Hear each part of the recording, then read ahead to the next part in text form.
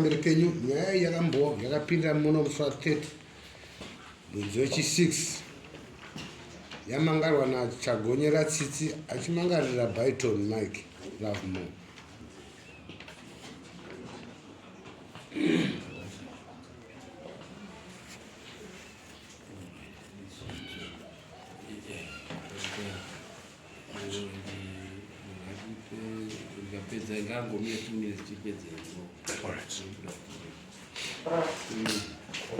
Tsitsi akatsanangura nyaya yake achiti Mike anoti ndakauraya muteedzani wangu ngekuti aidanana nemurume wangu. Chechipiri akati ndinomupa urombe. Chechitatu akati unoshandisa mwana wangu. Chechina akati harari nekurohwa nemufi. Mike akapinda akati teta handina kuwapumha Uroyi. Wanoti ndini ndakatouraya hanzvadzi yangu. Yarobva rapostpona kuti vauye muswa nhasi. Ichachizo yanga iri nawo yekuti tiende kuseri kwechuru ani uyo akati haana mari tikati mozouya kuti muende kuseri kwechuru sanizve ndauya nasekuru waakaudza iye kuti inini ndindakauraya plazi sekuru wanga waripo pakafa munina wangu yake akati inini ndakataura kuti iye ndakauraya inini usati nditaenda kuseri kwechuru kwacho ndizongochii tichiende nekuseri iye hanza kuti wedare wanga wasipo iye hanzvadzi nehanzvadzi buda ndibude same mother same father. So twamba nemakupumhana iko kwanguri kuitika mumhuri. Saka vazhinji anoti hanzvadzi Uroyi but ichimbunza yati anoti handina kudaro handina kumbowapumha ende zvese izvo ndopakuti sekuru wanga waripo wakatotaurirwawo kuti ndiri muUroyi ndowitresi yawauya naye. Sekuru wacho ndewapi? simudzara watarisara titaurei zvakaitika sodaro kubenchi pamberi kana kuya pamberi pacho.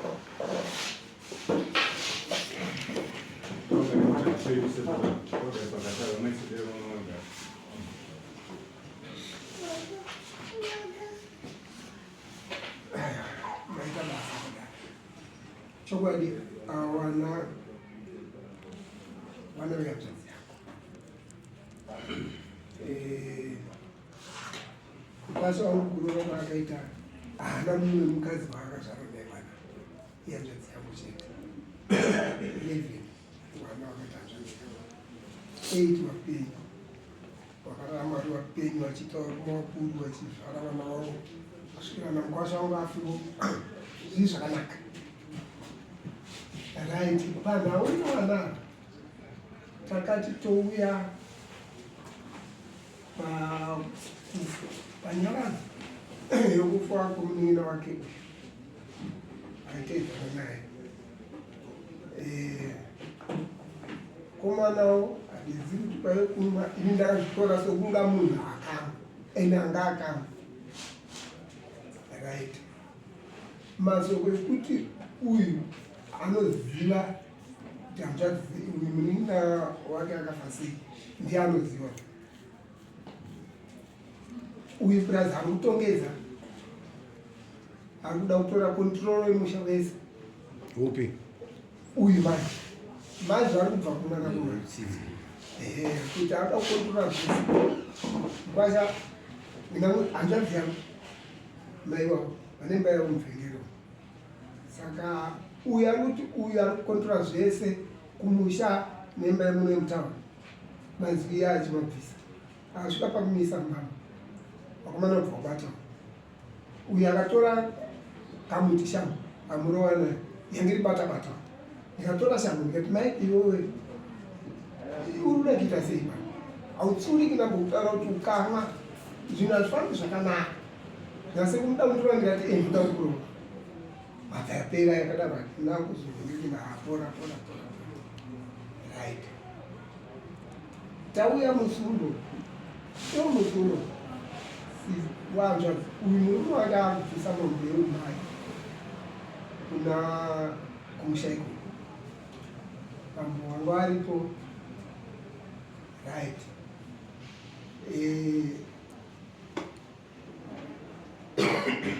Handisi kuziva kuti zvakawabata sei iye muzukuru mukomana tini panapa handina musha mukuita zvenyu mega. Inini chandoona chii ndikawedza kutsanangura kuti chako apa hapana iyi mombe umai kana ini changu hapana. Ukandionawo ndatopuwa kana kuti 20 cents kuti ndiende kotenga kana kuti switi kuda kwake iyi mari yevanasikana vanzvadzi vanotokwanisa kutopawo kana kuti mwana wangu kana kuti vanina wavo vari kokutu kana mwana wangu mwanasikana ndezvavo isu ati ini imomo iwe unopuwa danga rako kai yangu yakawandazvo sake zvaro hazvina kumuendera muzekati ndikutokutsanangurira kuitira mangwana kana wada kugadzirisa hazvina kumuendera zvakanaka. Akasvika pakundituka ini asandazviona, akasvika pakutuka hanzvadzi yangu asandazviona, wambobvisa mapfiwo. Handisi kuziva kuti zvinoitika here muno bvisa mapfiwo yasisi wangu ini ndakaona sokuda kupumhaura kutora zvinhu zviri musaibhoti hembe kurongedza midziyo yanzvadzi kusunga munopenga afa chini chako mumba make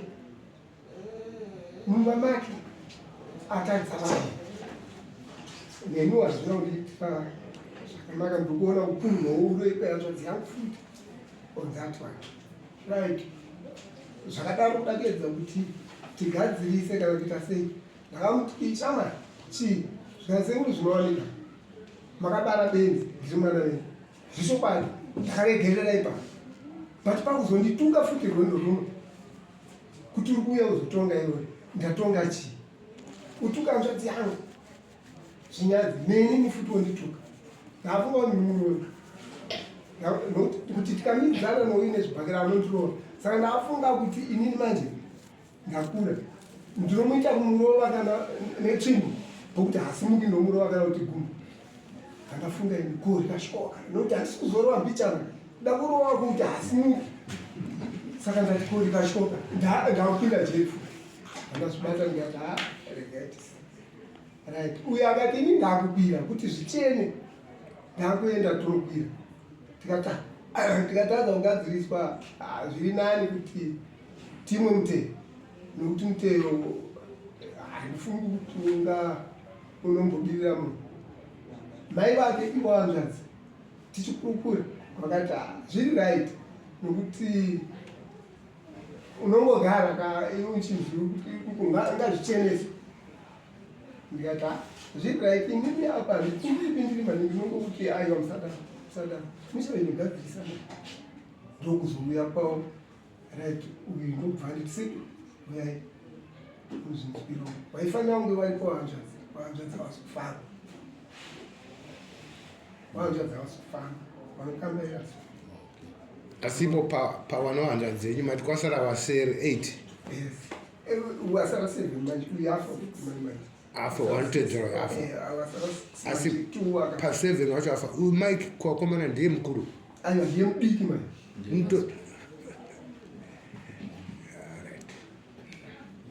manje iwe uchituka mai ngozi kaiwe pamusoro edare handisi kupikisana nezvikutaura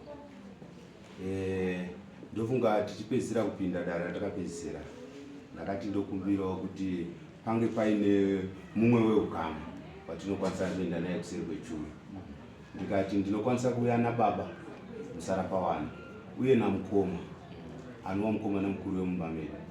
Mukomana mukuru haana kukwanisa kusvika ari kure ari kugubhiko ari patraining handiti ndauya nababa handitika wanova musarapawana muridzi wemusha ndiwo wanokwanisa kupindura kuti kubva musi wekutanga mwana wavo achifa ainzi Uroyi ndiani ndiwo wanokwanisa kupindura kuti pane matare ese ari kuitika mumusha uye kusvika pakuwakwa kweguva remwanasikana akafa uyu baba wanozviziva here iwo sekuru ndiwo amai vedu.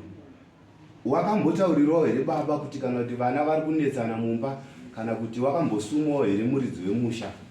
Baba wacho wanofanira kunge achizvipindurira. Baba waripo ndauyana. Baba ndewapi? Iro riri kupinda iro uyaiwo futi pamberi Unzani?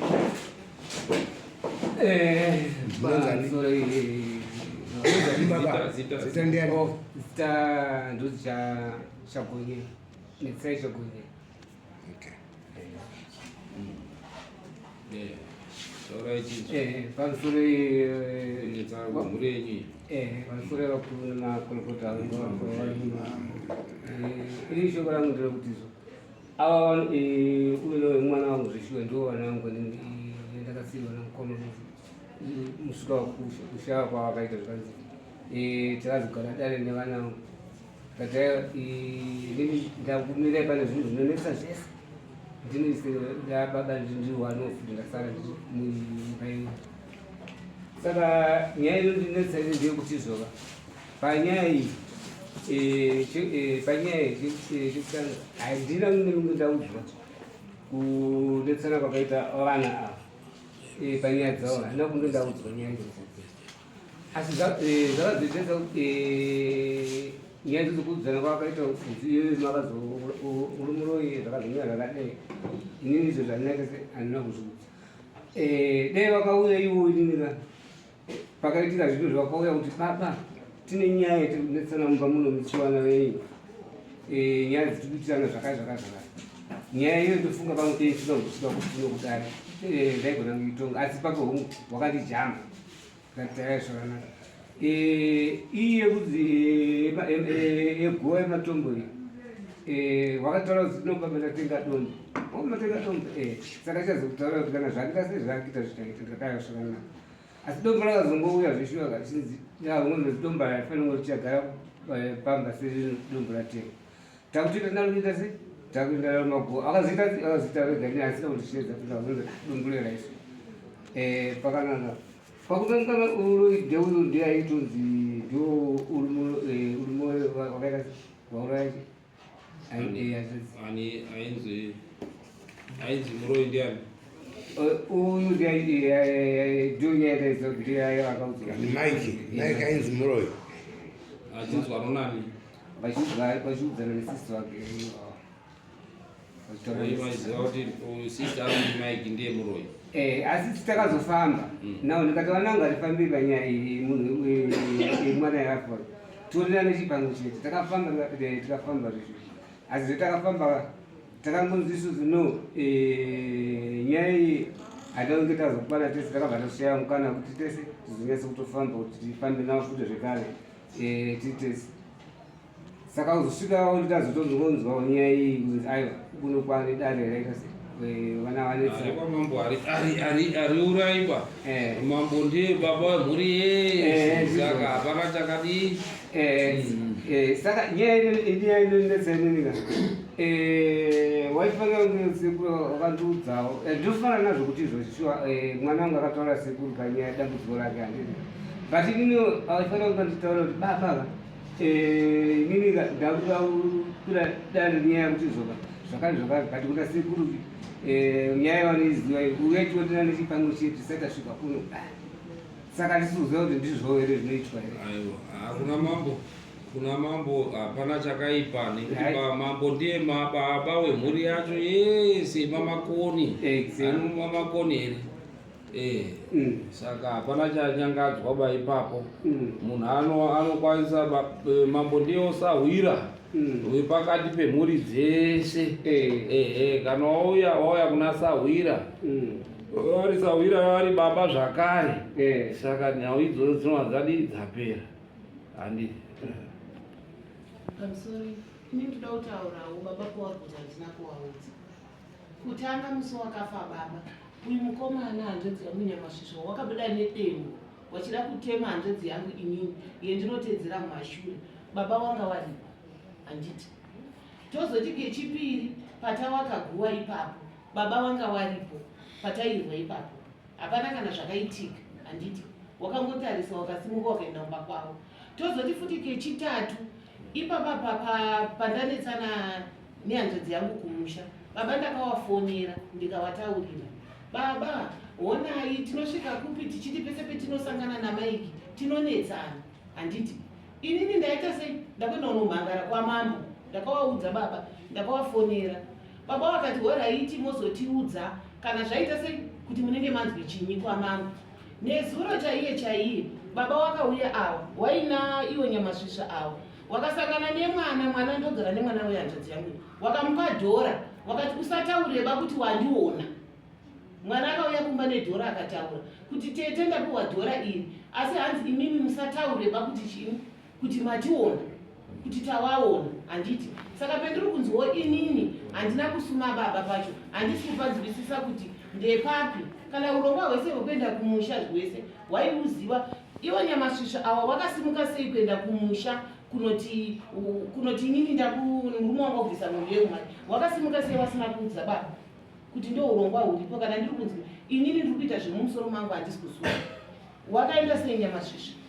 Mazvona kuti baba kana muine mhuri yananisai mhuri dzese muchiita zvinhu zvakadii zvakaringana. Saka tiri kuti kana zvaya kuna mambo avanenge vaona kuti pana ari kurerekera, mambo haana waanorerekera nekuti haana kuzivi, asi anongoziva kuti kune mhuri dzangu idzo dziri kukoko. Handiti saka taakuchiti tiende kuti tindoona kuti zveshuwa pane uroyi here huripo kana kuti pane zviri kukanganisa mhuri. Handiti vakomana ngavaende kuna chiremba muri zozati yodzoka hatisati tapedza badaro redu. Simukai ine nhuri mwende unobva ikoko tobva tazopedzisa kana kupera.